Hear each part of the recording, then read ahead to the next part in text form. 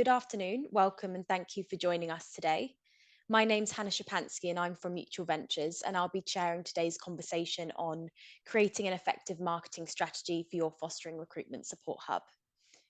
For those joining us from outside of the DfE's recruitment and retention programme, this programme is about increasing the number of foster carers to provide more loving homes for our most vulnerable children. A central focus of the programme is creating recruitment support hubs as a service across groups of local authorities to manage the foster carer's journey from initial inquiry through to application. Alongside these new recruitment support hubs, each cluster will run a regional marketing campaign aimed at creating new leads to prospective foster carers and driving inquiries to the hub's front door. I'm very excited today to be joined by colleagues with experience of running fostering recruitment marketing campaigns on a regional and national basis. Today, we are joined by Hayley from the North East Pathfinder and Foster with North East, Katie from Greater Manchester Combined Authority and Fostering Unfiltered, and Matt from Narrative Edge, who worked on a national campaign in Wales, and will do some introductions in just a moment. So today we're going to be exploring the vital role of an effective marketing strategy in creating new leads to prospective foster carers and driving inquiries to the hubs. We will just be focusing on strategy today, so we won't be talking explicitly around branding development. Before we kick off, I think it's worth saying that we're all very aware of the need for more foster carers and more loving homes for children who need them, and that these regional marketing campaigns represent a really unmissable opportunity and an opportunity to break away from conventional methods and innovate and address the recruitment crisis in foster care head on. We are all already thinking differently about how we recruit foster carers via new recruitment support hubs. So we also need to be thinking differently about marketing.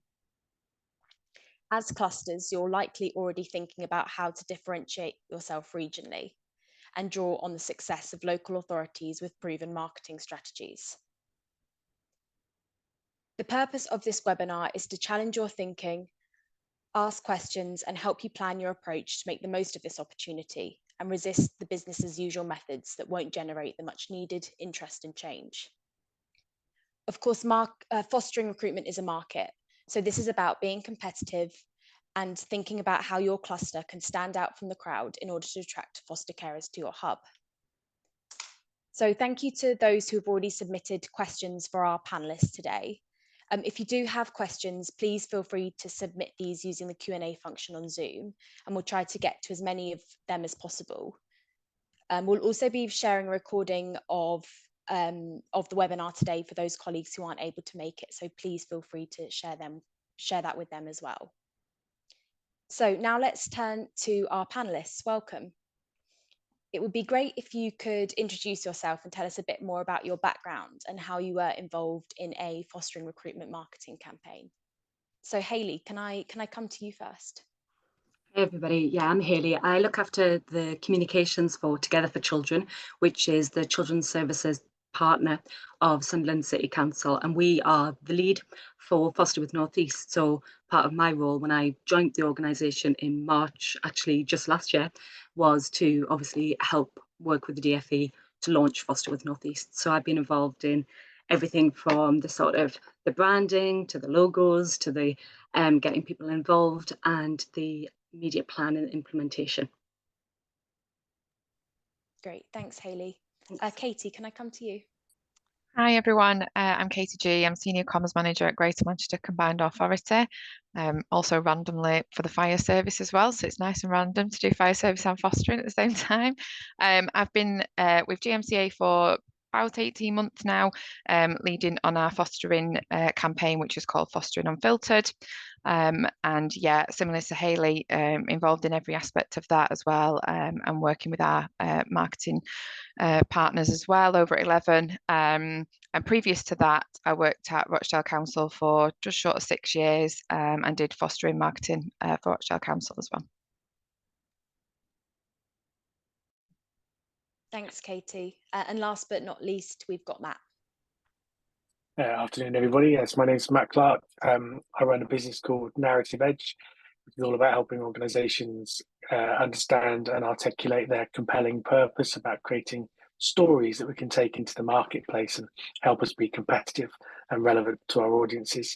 About 4 or 5 years ago, I was commissioned to create an All Wales brand for local authority fostering, which entailed getting all 22 local authorities to unite behind a common purpose, a common story, and a common way of working, both in terms of how they deliver fostering services, but also in terms of how they communicate, market, and promote fostering as a service, as an option for people across Wales. The result of that exercise was Foster Wales, which all 22 local authorities are now working with, and it's been embedded across the nation. But also as part of that journey, I led the planning and delivery of an integrated marketing and advertising launch campaign to help kind of get the thing up and running and start generating some lead, which I then handed the reins over to the Foster Wales team in the summer of 21. Great, thank you, Matt. So now that our panelists have introduced ourselves, it would be great to talk a bit more about the marketing campaigns that you've mentioned. So just to start us off, it'd be great if you could provide us with a bit more context about the campaign you were involved with. And particularly given this is about doing things differently, we'd love to hear more about the strategic thinking behind that campaign and how it was different from maybe other fostering recruitment marketing campaigns that are being run. So Matt, if I can start with you. Sure. I guess I don't know, I'm imagining this is all 3 years ago now, so imagining people are on a bit more of an evolved journey than we were back then. But the two things that really stood out as different, I suppose, were primarily collaboration. As I said, this was all about getting 22 different teams who do their own thing in their own way and have their own personal, emotional, and experiential investments in how they do things, to recognize that maybe there are better, different ways of doing things, and that will involve collaboration. It will involve being open, sharing, listening, not being too proud to kind of accept that there might be a better and different way of doing things. And that kind of sense of pride was the thing we wanted to try and capture and turn it into something which we could amplify into a more, in this point, it was a national presence, but I think the same rules apply for when you're trying to operate on a regional basis. So collaboration was absolutely critical to making this work, kind of psychologically, but also financially. And we're kind of pooling our budgets together meant we could be much more effective and powerful in how we delivered that budget into the marketplace, rather than all trying to do things individually.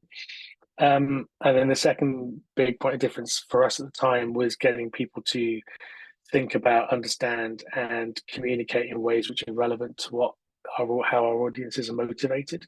So it's to not just think about simple adverts to promote fostering as a thing, but to think about why is it that people foster? What are the motivations to becoming a foster care? What are those emotional cues that make people go through that decision-making journey, and then creating campaigns and messaging which really drill into those messages and really, kind of connect what we do and what fostering offers with what are the motivations and drivers of our audience. So those two things, collaboration and being really relevant to your audience, were the big game changers, I suppose, for what we did with Foster Wales. Thanks, Matt. I think that's a really good summary, and I think we'll come back a bit later to how we can think about collaboration on these new regional marketing campaigns. Hayley, if I turn to you now, and same question. Yeah, of course. I think for us, the biggest thing was sort of, we are the first one. So that's really exciting. We've got this initiative. We are the first people to do it. And it's sort of a learning curve for us. I actually didn't mention in my introduction, but I came from a regional adoption agency. So I had a little bit of experience in that sort of the joint of local authorities working together. But that was 3 local authorities and opposed to 12 local authorities. So obviously slightly different approach. So we, through all the research, it was very similar to what Matt was saying. I think, the motivation behind fostering is always really key. The real human stories was very key. With the Northeast, we feel like we've got this strong sense of community, and group and location and geography is really big to us. And you can see in, the design that came out really strongly with the pin and the map and the, everything. It was all sort of pointing towards that community and sort of making people realize that actually foster carers are not these elusive people that are, not like everyone else, because I think there is still a little bit of a perception that fostering are one type of person and they're really not. So that was very much our sort of aim behind it. The other thing is obviously we were competing with the IFAs as well, so we wanted to, you know, create something that was of the same quality and the same level and the same, I suppose, investment in certain areas that they could give, but still retaining that local authority. We are part of the community sort of element to it, which, you know, is going to be an ongoing piece of work, I imagine. And then very similar to what Matt said, actually, I think you talked about collaboration, which obviously is a big step change for people, but also realizing they're not in competition with one another as well, because that, you know, that's going to be one of those issues that will essentially take a wee while with a project like this. Thanks, Hayley. That's really helpful. And finally, Katie. Yeah, so kind of over in Greater Manchester, I think your line, Hannah, on doing things differently is our little strap line at Greater Manchester Combined Authority, is doing things differently. So I think that's always kind of what's driven our work. And I think exactly as Matt and Hayley have said, is all those things come into play here in Greater Manchester as well. But I think for us, it was around riding on that, obviously, this sort of more national conversation that we're having around devolution and how Greater Manchester is regaining some sort of more localised power, that this still fits into that conversation at the same time as well. It's how can we do things differently for our current foster carers, for prospective carers, for our children in care, for our care leavers. It's all part of that bigger, wider conversation about what can Greater Manchester do differently when it comes together as all 10 and brings that strength as all 10 as well. And for us, in terms of like developing that campaign, we looked at it in terms of mixing that emotional pull, as Matt said, but also with a lot of the practicalities of it and that more honest and unfiltered aspect of it. So, you know, yeah, you can have all the emotional pull in the world and want to do it for all the right reasons and the good reasons. The practicality is, can I afford to do it? Can I afford to not work perhaps, or only go part-time, whatever your circumstances are? So it was around using our cohort of carers across Greater Manchester to be able to tell that honest and unfiltered vision that sometimes I think, you know, everyone who's done fostering marketing probably have fallen into the trap of presenting a lovely, happy 2.4 children family. And then the reality of any family life, fostering or otherwise, is it's not always like that 24/7. It's not always that picture. And for different reasons, fostering has its challenges, and a bit more upfront that. They don't have to be negative things, those challenges. They can be just really practical things. People go into it with their eyes wide open a little bit more. It can lead us into conversations around the support that's on offer, how each local authority can provide different bits of training and support, and how you're all connected. And that kind of became a bit of what stood us apart from IFAs as well. And that was something that we could really play on to say, do you know what, we're all in one house. You know, if you've got a problem with schooling, in the council you can talk to schooling, the same you can talk to an educational psychologist, the same you can talk to your supervising social worker. You're not using a middleman, we're not going between different people, being pushed from pillar to post with delay. So it was just around for us bringing out that's where the kind of unfiltered bit came from. It was kind of not the rose tinted view, but being a bit more honest about fostering, its ups and downs and its challenges, but making sure that we absolutely pinned that on. But that could be any family life. In that sense, fostering is no different. It requires a few formal meetings and you have some formal council staff involved in your life. But other than that, every family has its ups and downs, and we sell that dream in a sense rather than selling, you know, a kind of cute baby on a poster, because that's not the reality of the placements that our councils across Greater Manchester are needing. So that was kind of, yeah, a lot of the in early development of our campaign here. Thanks, Katie. I think that's a really helpful summary. So, and there's quite a lot of things that all of you touched on that I think we'll come back to later in the conversation. But just a kind of broad question. In terms of your lessons learned, what is the biggest takeaway that you have from your experience on working on all of these various campaigns? Hayley, can we start with you this time? Mine's actually a very practical one, in that I think you need dedicated comms people to be looking after this. I think you need somebody to be leading it, and I also think you need somebody who has the time to work with the partners, do a bit more of the breaking down side of things. I know it's very boring and very admin-y, but it makes a big difference. You know, there's a lot going on, and I think it really helps to have somebody who's close to the hub, to the fostering hub, to the people, to the team, and also people who, you know, have done it before maybe, and also, you know, having that day-to-day sort of support, but also the ability to work with people on individual problems and things like that. So it's very practical, but I would highly recommend it because it just means that you're not as well doing marketing by numbers. We all know marketing people love to have their opinion on everything, which is brilliant, but it can really slow down the process. So you really do need a lead, or you need somebody to be sort of in control, I suppose. Yeah, a really helpful one. And I know that Foster with Northeast are currently out for recruitment of that post now for year 2 as well. So helpful reflection. Katie, should we come to you next? Yeah, that's a really good point, isn't it? In terms of that central person who understands comms as well and can lead that conversation, and explain why things are being done like they are, evidence things. That's the kind of unique thing I think with fostering sometimes is you've got to be you're on top of your competition all the time. You've got to be one step ahead of them, and or at the very least knowing what they're doing so you can meet it. And I think that probably leads to that. Is such a good point about working with the hub. We've perhaps done things a bit topsy-turvy in Greater Manchester, but we can see now with the hub coming that how much easier that is becoming in terms of our work.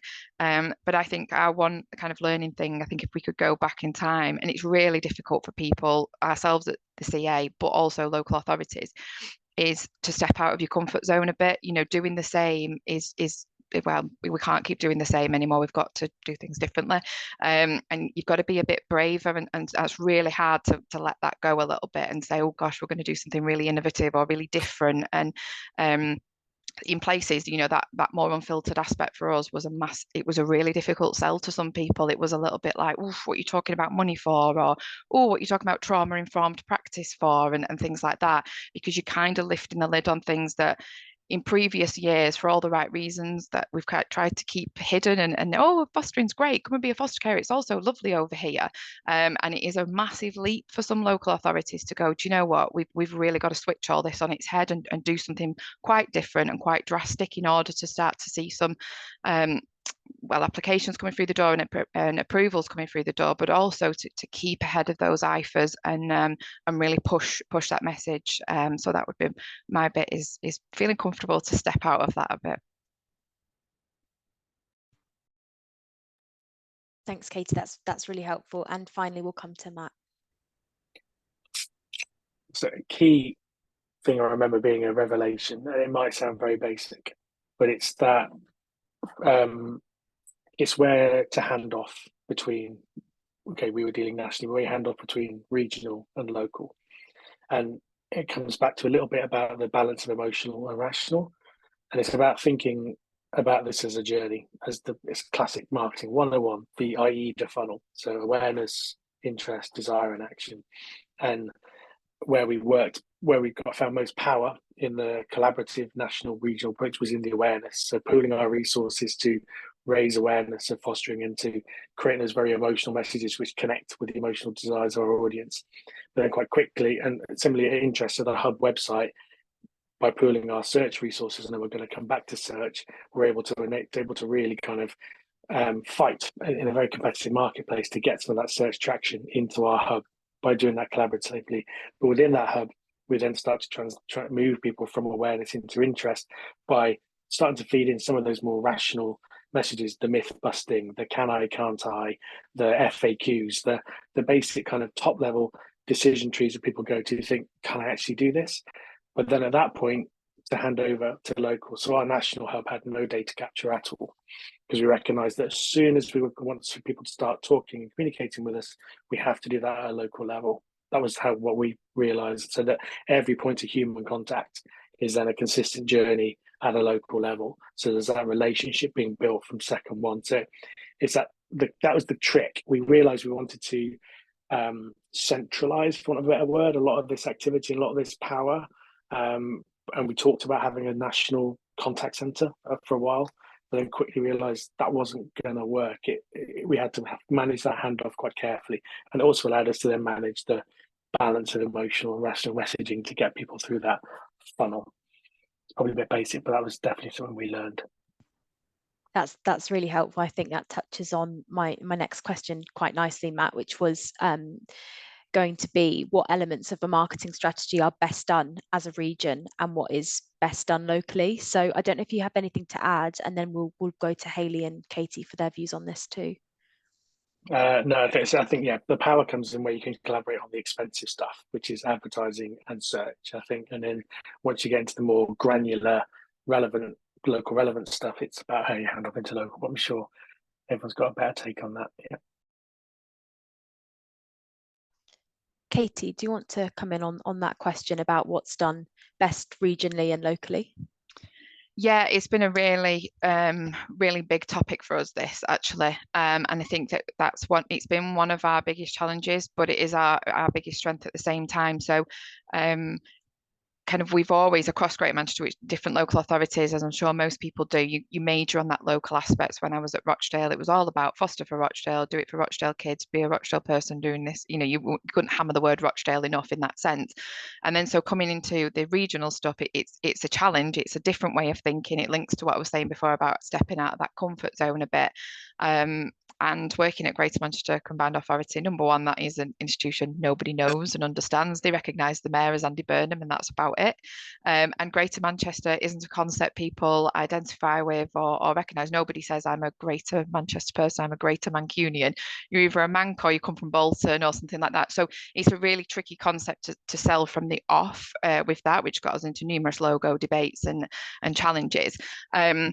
But for us, it's been absolutely how can we come together as a 10 en masse and do exactly like Matt was saying, better economies of scale for your marketing side of things and your spending power, but also how you can use that. A big thing that we've done is how we can use that with our local media and that more regional media. It's a much easier sell. Like we did a really nice package with ICB Granada the other week because we're able to use foster carers from 3 or 4 different local authorities, package up a really nice thing, which, you know, if Stockport Council were going in on their own, it can be done, but it's more challenging. You're only talking at that really local level. So what we're trying to really work on in Greater Manchester is how can we, and I do it a lot, colleagues are probably really sick of me going on about it, but how do we take the weight at the top of the campaign?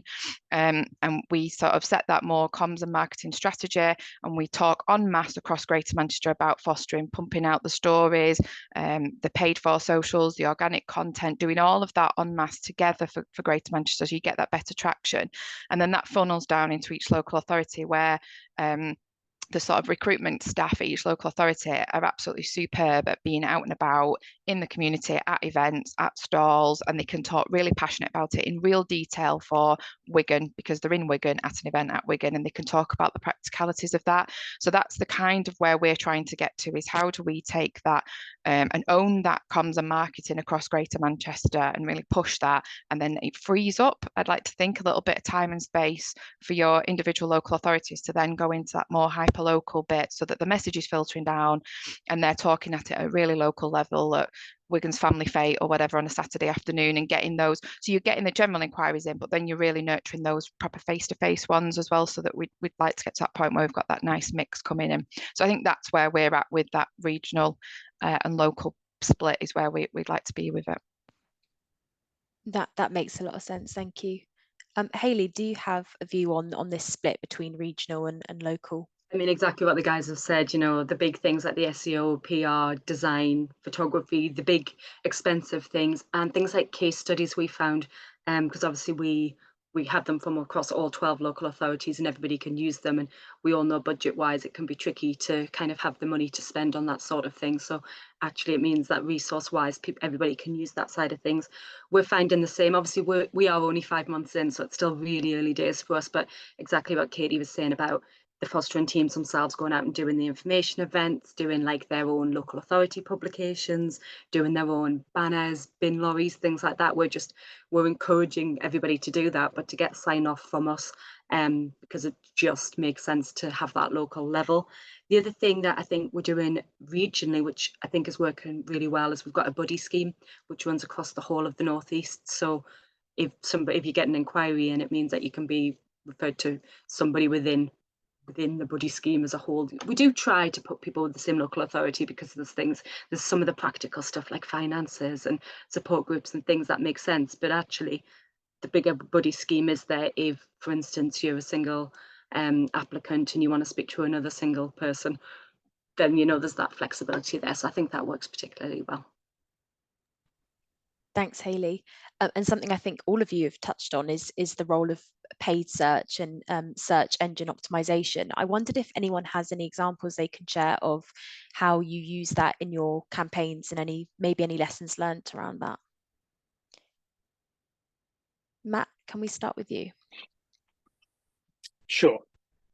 So I guess with anything, the key thing is to do some strong analysis first, which we did. So we analysed what were the top 10 search inquiries relating to fostering, particularly within Wales. So things that related to the word fostering in Wales, fostering in different regions across Wales, and then what were the more granular terms? So can I foster if I am single? Can I foster if I don't have a spare room? And those very kind of specific queries, and then kind of work out what the rough sort of bidding price and strategy was around that kind of stuff, and work out where it was we wanted to go and fight.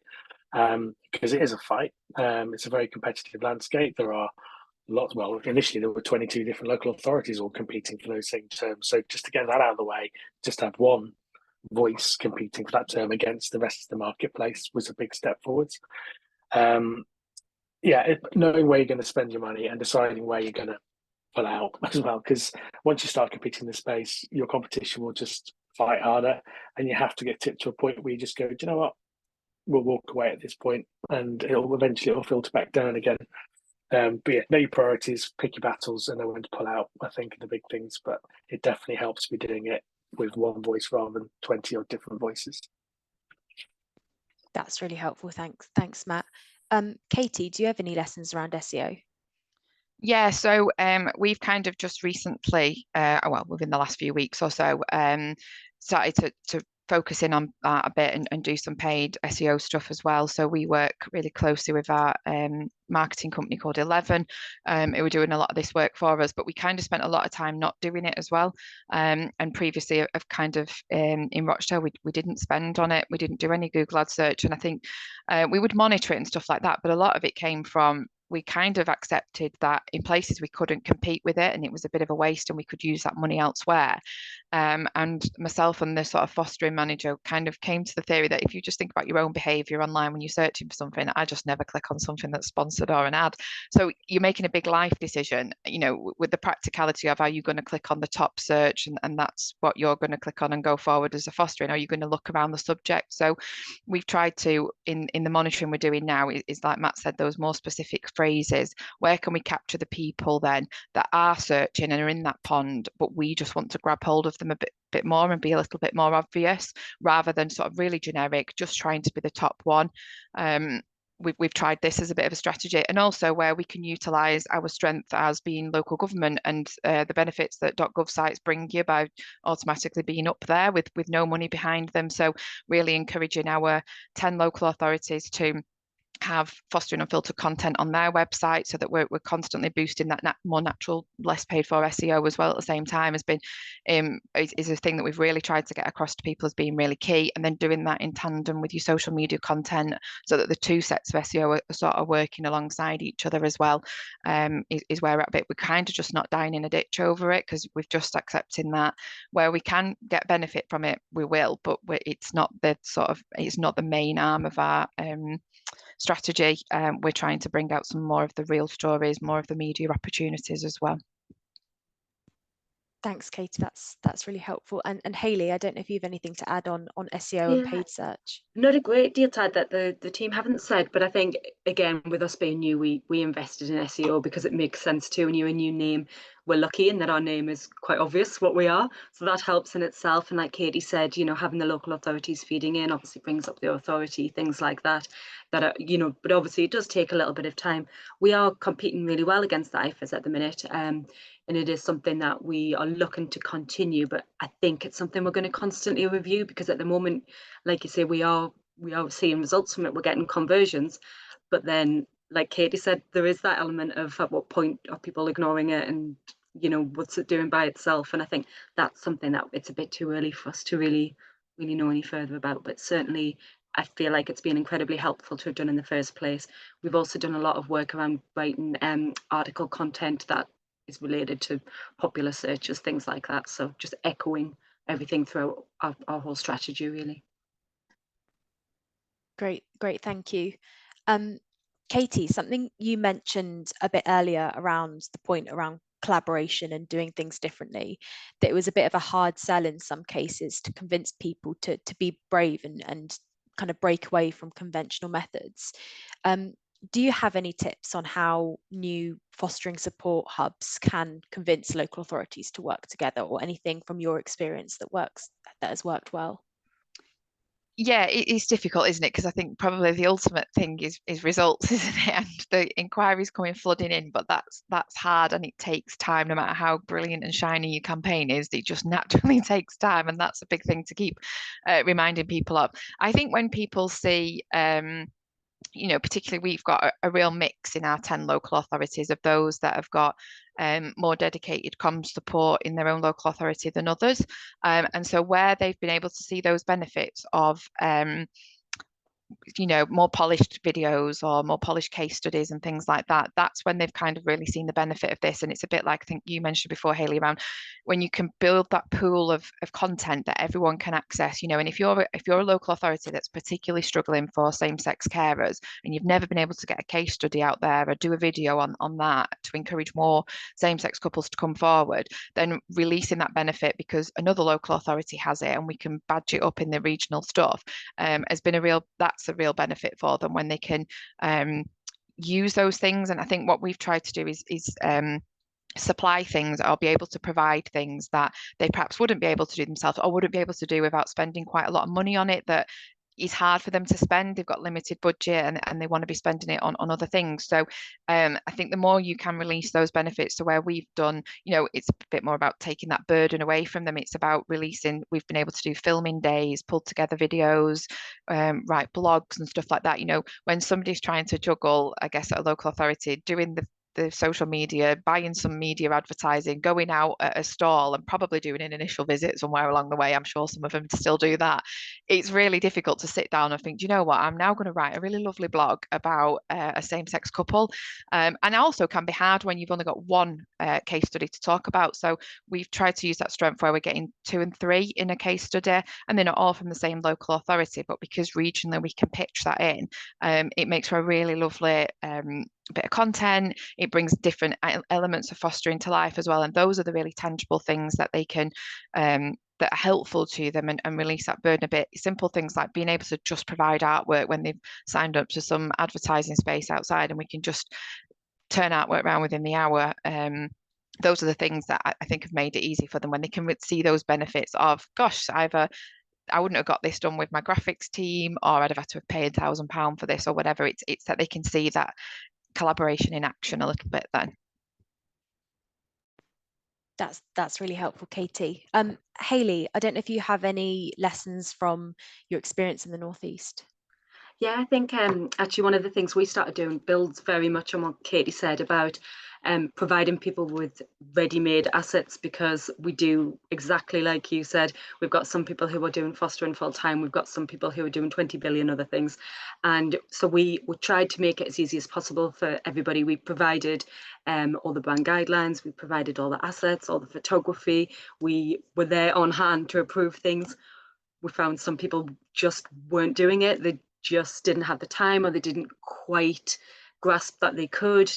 Again, all learning curves, and it's naturally going to happen. But what we did instead was we decided to start producing monthly social media content for them. So we would create the posts and we'd also create the assets, and it just meant that we could send it out and they could use as much or as little as they wanted, but at least we knew that the branding was being done in the right way and that the messages that we wanted to get out were being put out, because we did cover the topics that we know people are interested in. We did use all the case studies and try to showcase the variety.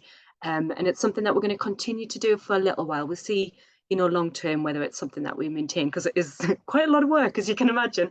But I do think it's beneficial to have that united message as well. And it's brilliant when I'm looking at our channel and you can see the same stories actually reposted, because it makes people's jobs easier.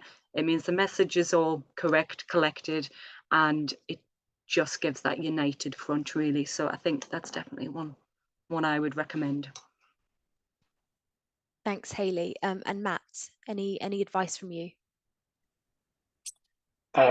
everything that Hayley and Katie says is absolutely spot on and sounds, really familiar. Brings back a lot of memories.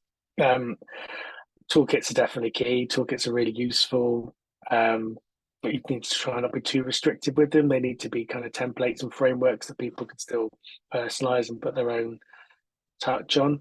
I guess the addition, and it was a lesson learned at the time, and it's something that somebody said to me many years ago, and it's lived with me, is don't let perfect be the enemy of better. So right now, what's going on in all these individual local authorities, everybody's trying their best, but for one reason or another, it's not being successful enough. It's not delivering the results we need. And everything you're talking about, everything this initiative is driving towards, all these local, all these kind of regional collaborations and national collaborations, is all aimed at improving things. And people are not going to get these toolkits right first time. They're not going to nail it every single time. But you just need to relax a little bit when it comes to policing these things and recognizing that even the fact that they've adopted it and given it a go is better, and encouraging people to, okay, it's not perfect, we'll do it a bit better next time, but go for it. As long as there's no fundamental red alerts in there, kind of let it go a little bit and just collaborate, work with people again, and encourage improvement along the way rather than shutting things down because it's not bang on first time. It's tough, but it does work. Thanks. I think that's a really useful tip. So you've spoken quite a lot about collaboration and it being important, but also being a challenge, and also that foster care recruitment is a really competitive market. Are there any other challenges that you anticipate new recruitment support hubs might experience when they're executing their marketing campaigns? Should I jump in on Yeah, that be one? great. Yeah, I was just going to say the biggest challenge we've actually faced so far is that we difficulty talking around money, because as we all know, one of the first things people Google is how much do I get paid to be a foster carer? And when you're representing 12 local authorities with different fees, it's not a question you can answer. We've got a lot of information on the website around taxes and birthday gifts and things like that, but actually the fundamental question of how much will I get paid isn't one we can tackle as a hub, because it has to be done individually. So it's something that we've realized we always knew it was an issue, and it's always going to be an issue. I think there's no easy solution to it, but what we are doing with some of our partners, as some of them have come to me and said, can I do a headline figure of you can earn XX to be a foster carer? And I'm like, you absolutely can, but you have to just make sure that it's very clear that it's coming from your local authority, have some reference to you being part of Foster with North East. And it's just those little elements, I suppose, that make it just very clear that it's your figure alone. I'm sure the team will have had a similar problem, I imagine. Katie, have you got anything to add to Hayley's answer? Yeah, so as I kind of said before, our campaign kicked in before our hub, in a sense. So we're in our early days of our more practical hub, if you like. But yeah, absolutely, that it's those little differences, isn't it? That it would be such a lovely utopia if all 10 of our local authorities were the same in their process and their payments and how they work, but they're not. So those are the little nuances that are difficult, perhaps for a hub to deal with. And just kind of making that clear to people, because I kind of been saying lately with the hub that in many ways publicly, no one cares about the hub bit. It's very much a processing, and we all really care internally because it's a whole new way of working and it's going to release a load of benefits and going to be really good, and it matters to us internally. But if your Joe Blogg's ringing up off the street, does it really matter where that's being dealt with? What matters is that journey and that how the customer service side of it as well. So it's more of an internal worry is some of the processes and the things. But I think ultimately the benefits are, from a comms and marketing perspective, is having that more consistent approach, and making sure then that some of your more early on customer service journey expectations marry up with the campaign as well, which is really difficult when you're doing a centralized campaign and then you're relying on 10 different local authorities dealing with those inquiries in very different ways, and not to say that they're dealing with them wrong, but they all deal with them slightly differently, and that can be really difficult for a campaign to sort of release itself to 10 different ways of working as well. So there's lots of good to come from, but it's those little nuanced things, isn't it, where there's just those little trickier bits, and articulating that to people, because it is so processy and back office, not getting lost in that, I think, will be a big thing for the hub. Not getting separating out, this is our internal process and this is how we deal with fostering at such a local authority or across Greater Manchester, but not necessarily translating that into how do the public interact with that, because that is going to become so overwhelming if we go down that path. Yeah, that does make sense, and thanks, Katie. Matt, I don't know if you have any views, particularly from kind of an outsider's perspective from the programme. It kind of does kind of follow on from what Haley and Katie said there, but you have to kind of recognise, I suppose, that every lead is sacred, and all this effort we're putting in, all this money that's going in, all the work that's going in, it cannot afford to waste a single lead or inquiry. So, and the project did recognise that. So, as much as I was working on this All Wales brand for local authority fostering, there were other work streams that we're working on an All Wales best practice guide to a best practice approach to lead management. So, what are our operating hours? When are we available? How quickly do we respond to a message, to an inquiry? What's the process then for getting that inquiry through kind of those initial assessment steps? And again, it isn't easy. And I think it's reflected in some of what's been said. This isn't easy, but it's worth it, because then there is a consistent approach, whether it's national or regional, to how we approach these things and how we make sure that the marketing investment that's going into getting somebody to pick up a phone or come online, none of it gets wasted. Because it's such a huge decision to pick up that phone or to make that first inquiry. It's a moment of great tension, great nerve, fear, and it only takes a bad experience or a lack of response to kind of put it off for another 6 months. So every lead is sacred, and as much work as you can put into rationalizing and making your kind of response journey, response management consistent as possible is worth it. That's really helpful, and actually maybe links to a follow-up question that we've had in the chat around, so it was following up around the conversation around SEO and any advice from the panel on the balance between targeting those who are already interested in fostering and thinking about being a foster carer versus completely new inquiries, and where the balance lies there. I mean, is that a helpful distinction given your comment around every lead being sacred? I don't know if anyone has any views to start this off.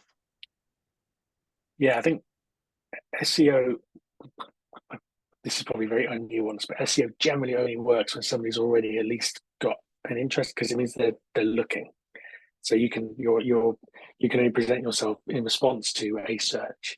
So you have to still create the awareness to make people interested first and foremost. So I'm not sure what my point is there, but they play different roles in different parts of the journey. And personally, I don't think SEO is as a marketing tool is particularly great for lead generation. It's good for kind of helping with conversion, but as was mentioned earlier on, strong social content, always having your message out there, being in the places where people are, so you can capture their attention at the point when they might be interested, and then having a strong SEO game, so when they come looking for more, your first port of call. That's kind of how the mix works strongest, I think, most strongly. Thanks, Matt. Katie or Haley, do you have anything to add to that? Yeah, just that building on that is kind of best to have two different strategies for it, really. I guess very loosely, not to get too technical with our plans here, but we've kind of got that educate and inspire difference in our strategy. So that more educate side is people who we know are already interested in the topic, they're already fishing around it. How can we educate them more, just to tip them into inquiring and tip them into finding out a bit more?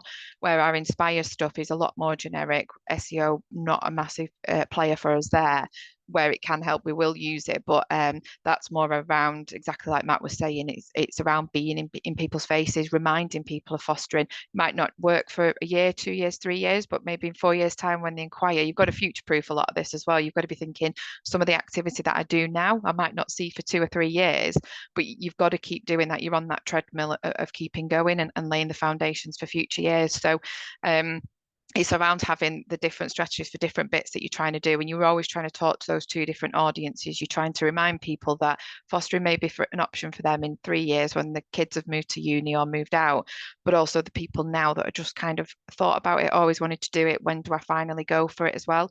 And I think just building on something Matt said there around being everywhere and doing everything, that the sort of paid for lead generation or the SEO type stuff, it's not a silver bullet. It's not going to do everything if you're not doing the basics at the other side as well. So I know when I was at Rochdale doing this, I remember somebody saying, and this is when I think in comms we thought we'd absolutely nailed it at this point, because someone just kind of flippantly said to us one day, "Oh, I can't move in Rochdale for one of your adverts." And I thought, brilliant, because that's what we want. I don't want you to be able to move without seeing one of the adverts. So it's around what can you do to utilize, and not all that's paid for. It's around how can you be smart with your content, be smart with your media work in terms of those opportunities, telling those stories. The inspire bit is massive, because you'll still inspire people who are already in that pool of thinking about it. You just might tip the balance that they start to inquire with you. So the 2 different arms of your strategy that you need, really, that require slightly different things. That's great. Thanks. I've got a follow-up question for you, but I'll let Hayley. I'll go to Hayley to see if she's got anything to add on that I don't one. have anything particularly interesting to add, to be honest. I think the guys summed it up really well. It is essentially, it's 2 audiences, isn't it? You're absolutely right. If people are using SEO, it's because they're looking particularly for fostering, and then the other side is obviously the planting the seeds and the setting the idea off, which is no quick solution. We did a big event on Friday, and the immediate questions were, how many inquiries did we get? And I asked the team, how did it go? And they came back and they said, oh, it went well, but I'm not sure it's worth the money. And you just know you can't judge it by that. So, because actually in reality, if one person converted, it's absolutely worth the money, but that's not going to be a quick solution. That's 6 months down the line, or it could be 3 years down the line, or 5 years down the line. And like Katie said, you've kind of got to just hold out for those long-term ones and do some of it in good faith, hoping that eventually it'll come back your way. Well, Hayley, you've perfectly teed up my next question there, so thank you for that. So recognizing that a lot of this is going to be long-term and that every lead is valuable and hopefully will eventually result in more foster care approvals, how have you measured the success and effectiveness of your marketing campaigns? Particularly, I know you're very early days, Hayley, but yeah, it'd be great to hear a bit more about how you're measuring the effectiveness of what you're doing. Yeah, obviously with the digital, it's a little bit easier because you get the reports back that say this is how many people have completed the forms. There's a lot of activity that we've sort of tweaked a little bit. So for instance, we were doing YouTube advertising from the beginning with a couple of assets that we originally had. Then we added more case studies, and it's funny because the original assets weren't getting a great deal of engagement, but since we've added our own case studies, they're actually doing a lot better, and that's actually seeing more click-throughs. So some of it is a little bit trial and error and seeing what will work. Then, sorry, I've forgotten where I was going with that one. So about how you measure it, yeah. So obviously, yeah, there's more things that you can, the digital side you can sort of see. Yeah. The more generic stuff, like if somebody's seen a bus stop advert or they've seen, a back of a bus, is obviously a lot harder to track.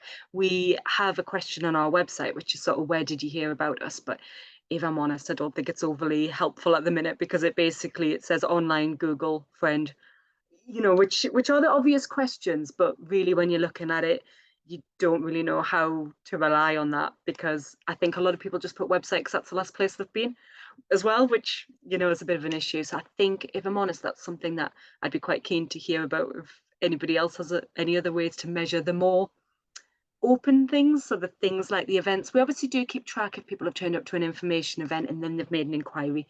Those kind of things are very easy to monitor, but there is the bigger stuff that is tricky. Thanks, Hayley. Katie, can I come to you next? Yeah, very similar to Hayley. In terms of that, we've been going not much longer than yourself as well. So it is pretty early days in the world of fostering, isn't it? When these things, it can take years to see some impact come from some of the work you keep plugging away doing.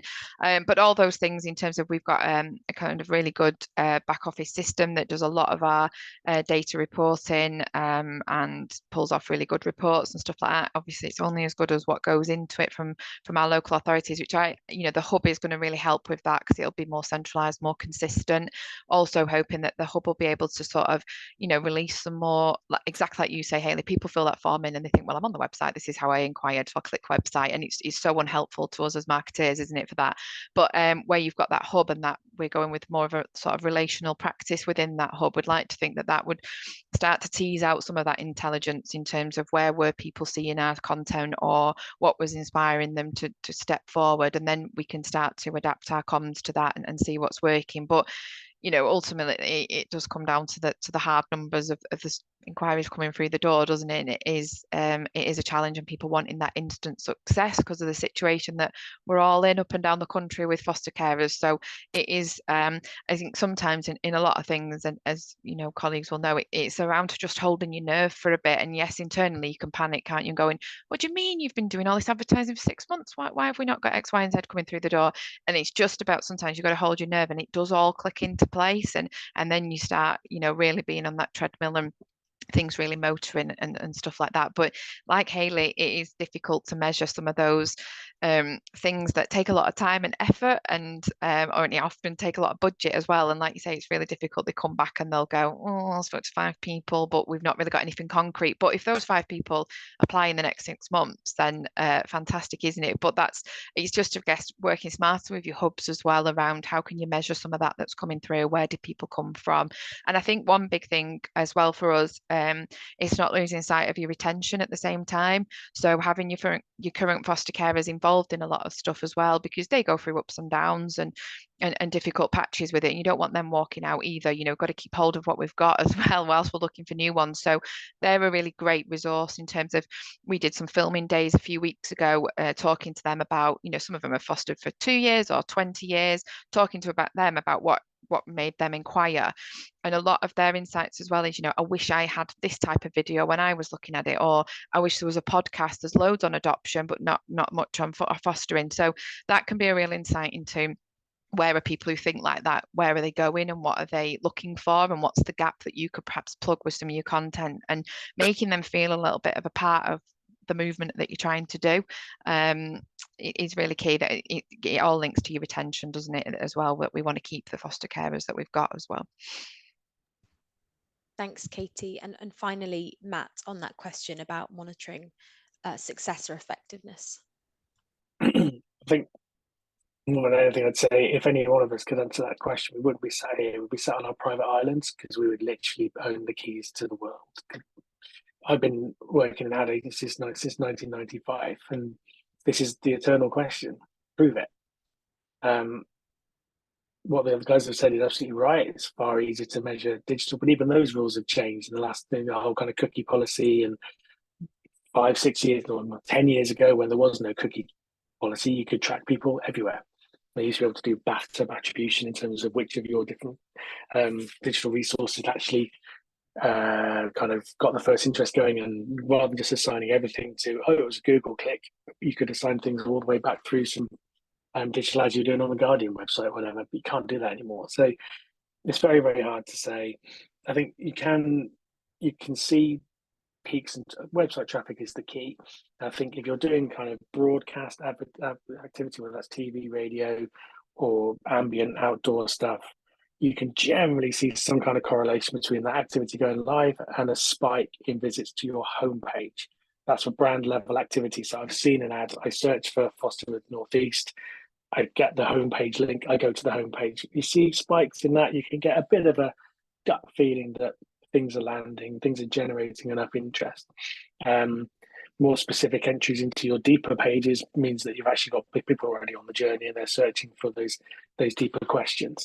As everybody else said, it's about holding your nerve. It's about finding ways to correlate patterns to what you're doing, not post-rationalizing, but kind of reasonably correlating what you're doing with what's kind of the activity on your site, holding your nerve and testing as much as possible. That's the beauty of this, is you can test all these different activities and all these different ways of delivering creative, and then start to roll out things which test well.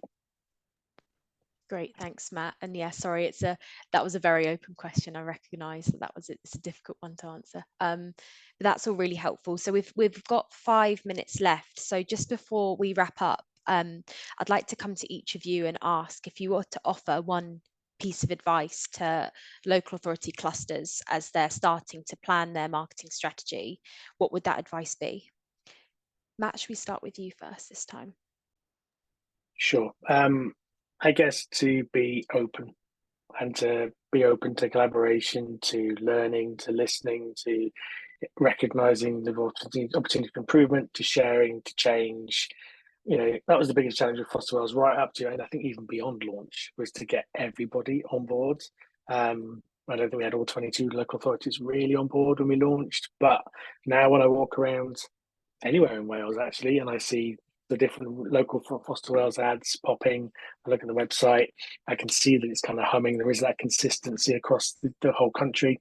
You can see that it's working, but it's only got there by getting everybody on the bus and making sure there's no chinks in the armour. And that just comes from being open to it more than anything else. That's the first step. Thanks, a really good piece of advice. Hayley. Absolutely, I'd echo that really. I think it's just embrace it and use the assets that are provided. There's been, we're lucky that we got the funding from the DFE to invest in the design and the assets and things like that. And I can imagine if you're inheriting it, that may be a little bit annoying because everybody likes to put their own stamp on things, but there's ways to do that while still using what you've already got. So I think absolutely embrace it, take the stuff, use it. Be grateful that you don't have to spend months sort of doing the background research and doing all of that information, because it's all been done, and it's been done very thoroughly because I sat in a lot of meetings.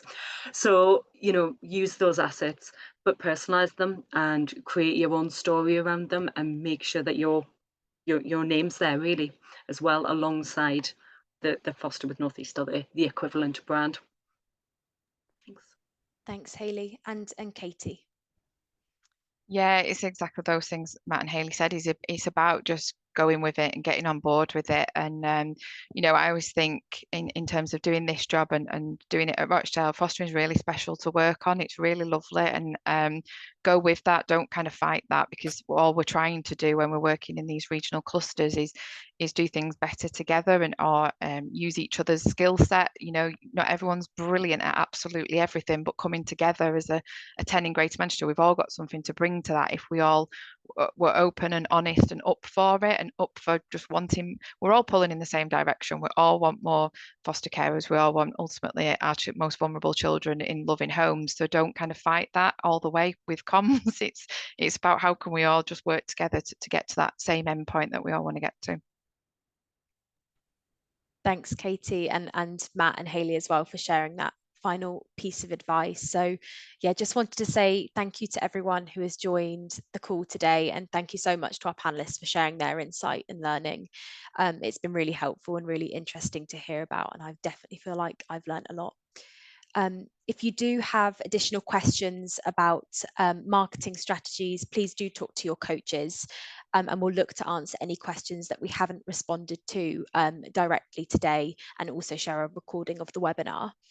I think if you want to find out more about Foster with North East or Fostering Unfiltered, you can visit their website. And just to let you know that the next fostering webinar we'll be holding is around cultivating a positive culture around your fostering recruitment support hub teams. And that will be on the 20th of March at 3 o'clock. And I'll send around the registration link for that shortly. So yeah, just to say thank you again to our panelists for their time, and thank you for joining us. Enjoy the rest of your day.